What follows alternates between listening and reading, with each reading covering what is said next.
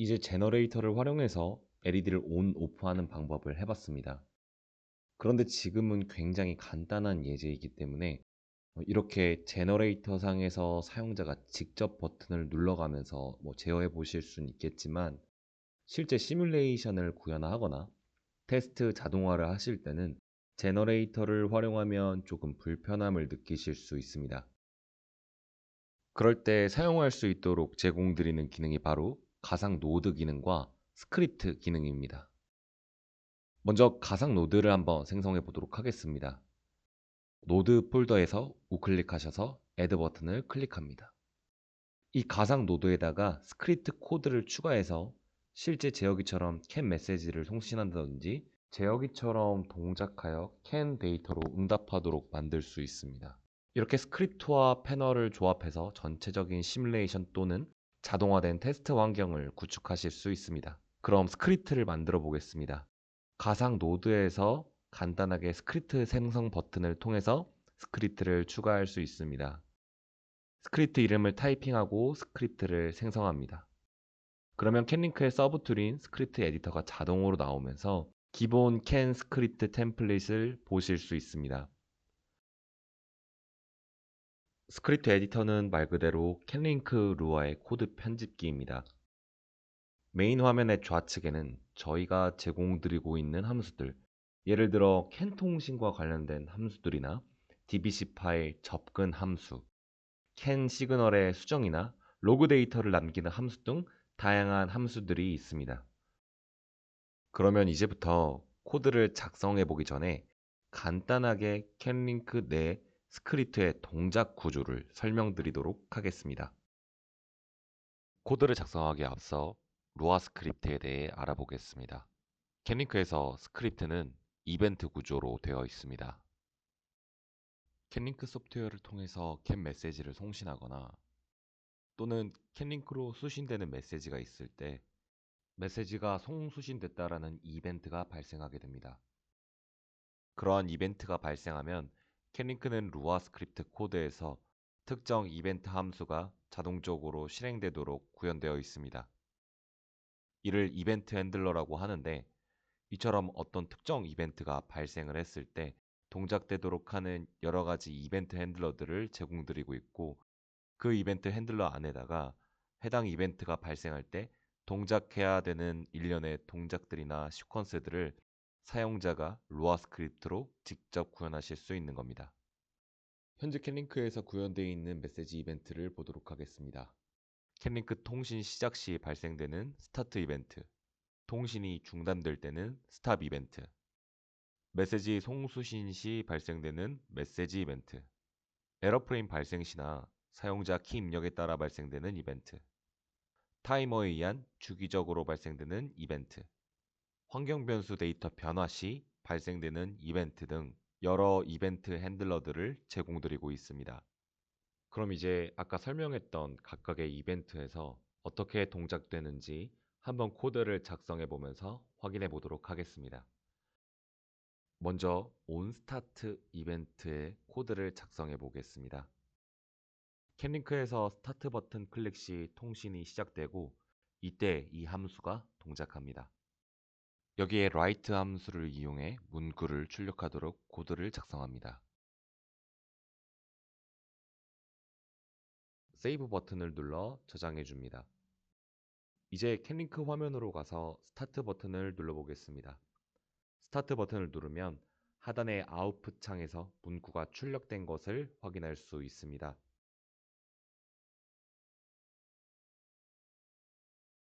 온스탑 이벤트에도 코드를 작성해 보겠습니다.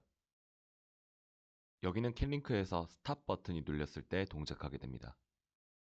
간단하게 스타트, 스탑 이벤트를 사용해 봤습니다. 다음으로 메시지와 타이머 이벤트를 사용해 보겠습니다. 먼저 메시지 이벤트 같은 경우에는 메시지가 송수신될 때 발생되는 이벤트입니다. 온캔 메시지 함수 안에 바로 write 함수를 작성하게 되면 캔링크를 통해 어떤 메시지든 송수신되면 이 함수가 동작하게 됩니다. 저장 버튼을 누르고 캔링크에서 메시지를 송신해 보겠습니다. 현재 캔 메시지 한 개가 100ms 주기로 송수신되고 있고 그 주기대로 문구가 하단에 출력되는 것을 볼 수 있습니다. 그런데 모든 메시지가 아닌 특정 메시지에서만 동작하도록 할 필요도 있습니다. 그러기 위해선 조건문을 활용해 이벤트 발생 조건을 분기할 수 있습니다. 이와 같은 방법은 많은 상황에서 응용될 수 있습니다. 예를 들어 메시지 객체의 아이디에 접근하여서 메시지의 아이디가 0x300번인 아이디가 송수신될 때 동작되도록 조건문으로 분기하실 수도 있고요. 이렇게 코드를 작성하면 더 이상 문구가 출력하지 않게 됩니다. 왜냐하면 아이디 200번의 메시지를 보내고 있기 때문이죠. 이제 조건문에서 아이디를 200번으로 바꿔주게 되면 정확하게 이벤트가 동작하는 것을 확인할 수 있습니다. 그 외에도 사용자 키 입력이 들어갔을 때, 예를 들어 Q 버튼을 눌렀을 때 어떤 동작이 실행되도록 조건문으로 작성할 수 있습니다. 타이머 이벤트 같은 경우는 타이머가 주기적으로 틱을 발생시키면서 동작하게 됩니다. 그 타이머의 이름을 조건으로 하여 해당 타이머가 틱을 발생시킬 때마다 동작이 되는 코드들을 작성할 수 있습니다. LED를 주기적으로 온오프 되도록 하는 코드를 작성하면서 다시 설명하겠습니다. 지금까지 스크립트에서 이벤트가 동작하는 방식들을 설명해 봤습니다. 그럼 이제부터 1초마다 좌측, 우측 LED가 교차로 점등되는 코드를 작성해 보도록 하겠습니다. 여기서 추가적으로 DBC 파일에서 메시지 정보를 가져올 수 있도록 하는 함수도 활용하겠습니다. 그리고 LED를 교차 점등해야 하니 주기적으로 시그널 값도 바꿔야 합니다. 좌측 LED 신호를 0일 값으로 주기적으로 바꾸고 동일하게 우측 LED 신호도 0일로 주기적으로 바꾸기 위해 set 시그널 함수도 사용해 보도록 하겠습니다. 그리고 1초마다 값을 변경하기 위해서는 1초 주기를 갖는 타이머도 만들어야 합니다. 먼저 스타트 타이머 함수를 이용해 1초 주기의 타이머를 만들겠습니다. 함수의 첫 번째 인자로 타이머 이름을 문자열 타입으로 넣어줍니다. 두 번째 인자로 주기값을 밀리세컨드 단위로 입력합니다. 스타트 타이머가 온스타트 이벤트 안에 있기 때문에 캔링크 스타트 버튼을 누르자마자 타이머가 시작되게 됩니다. 그러면 그 동작된 타이머를 온 타이머 이벤트에서 해당 타이머가 발생하는 틱을 받아 동작되도록 구현되어야 합니다. 온 타이머 이벤트에서 방금 만든 타이머의 이름으로 조건문을 작성합니다.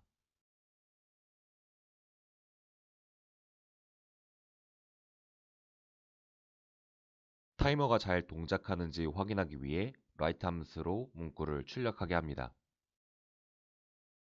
이제 onStart 이벤트에서 타이머가 시작되고 해당 타이머가 onTimer 이벤트를 1초마다 동작되도록 하기 때문에 hello라는 문구가 1초 간격으로 출력될 것입니다.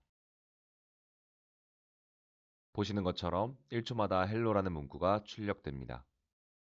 이제 타이머 구현은 잘 됐습니다.